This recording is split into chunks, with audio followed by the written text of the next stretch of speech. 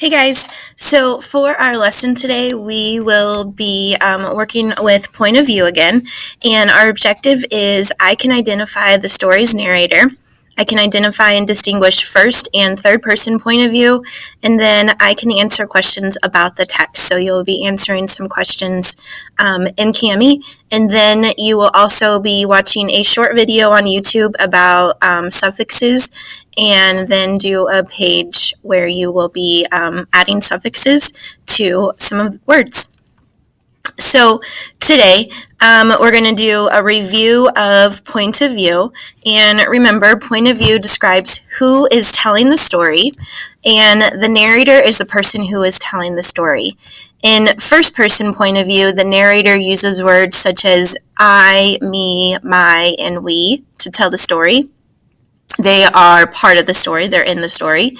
And in third person point of view, the narrator uses words like he, she, they, them, her, him to tell the story, and the narrator is not part of the story. I always like to think of them as sitting outside the story, watching over as everything's happening. So you guys are going to be successful when you are able to identify first or third person point of view, and you will be able to point out the narrator's thoughts and opinions, and whether you agree with the narrator or you disagree with the narrator, and then you're going to be able to explain your own point of view. So as we look at our story, Dear Dragon, right from the beginning, I am going to reread this page. This is in your book on page 188, I believe. 185, I think, actually. And so it starts out, hello, students. Our poetry and pen pal projects this year are combined. Upon your desk, you'll see the pen pals that you've been assigned. And then on the next page, please make sure the letters that you write are all in rhyme. Now open up your envelope because it's pen pal time. Now, as I was reading that, I kind of had some questions to myself. I want to know who has written the text on page 185 and 186. So I'm thinking about who is writing this text and who is saying this text. So one thing that I can see is that the narrator says, hello, students. And so I know that George and Blaze's teachers are writing the text on page 185. George's teacher is here. In the story or in your book, you would be able to see the teacher over here with the ruler or the stick. And then on this page, you can see the class down here, and then Blaze's teachers up at the chalkboard. So how do I know that it's the teacher writing to the students? Well, George's teacher writes, hello, students, and each assignment has the words you and your. So the teacher is talking to the class.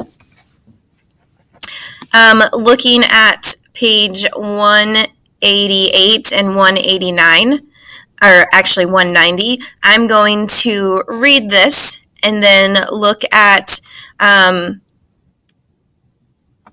letters, and I'm going to look at who is telling this and determining if it's first person or third person point of view.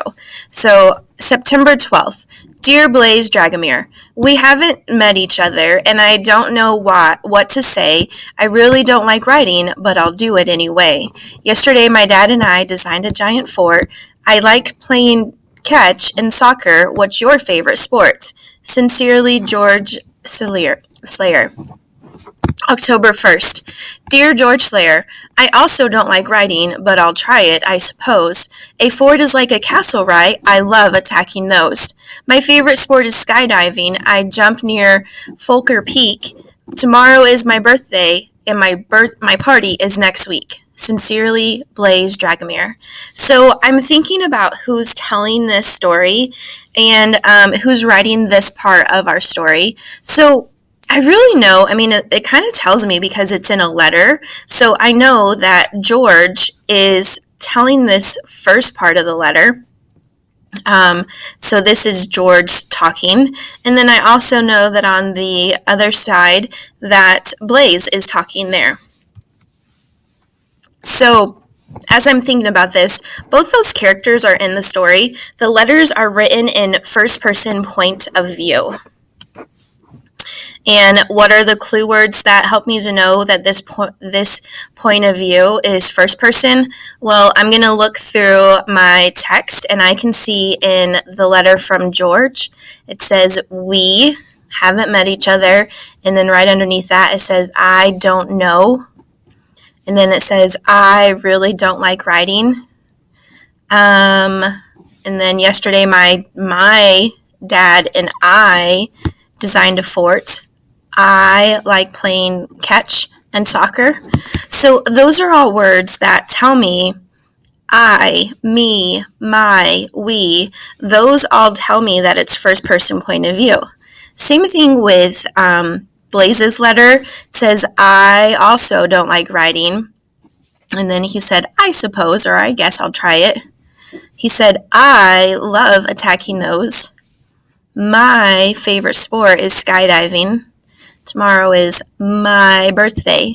So those words, I and my, that Blaze used in his letter, help me to know that it is first person point of view.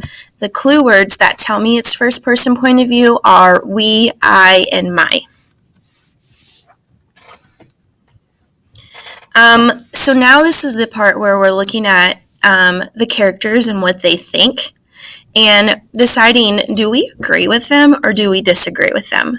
So I have to look at what the boys are thinking on these 2 pages. And right away, one thing that I know about them is that they both are saying they do not like to write.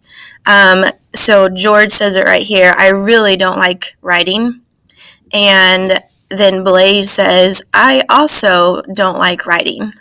So I have to think for myself, do I agree with them or do I disagree with them? And I, like George and Blaze, do not like writing either. I did have a pen pal when I was little, and I would write to them, and I did enjoy doing that. It was fun to get those letters, but as far as writing, like in a school and doing things for school, I really did not enjoy it. I didn't think that I was a good writer. How is my point of view of the story events different than the point of view of George and Blaze?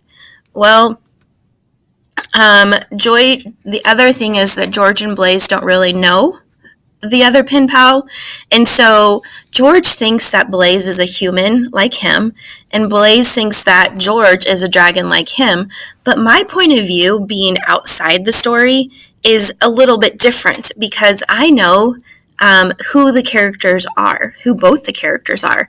I know that George is a person and Blaze is a dragon. They don't know that about each other right now because they're only going by what they are thinking and what is in their mind. So my point of view is a little bit different than theirs. Your objective for today is?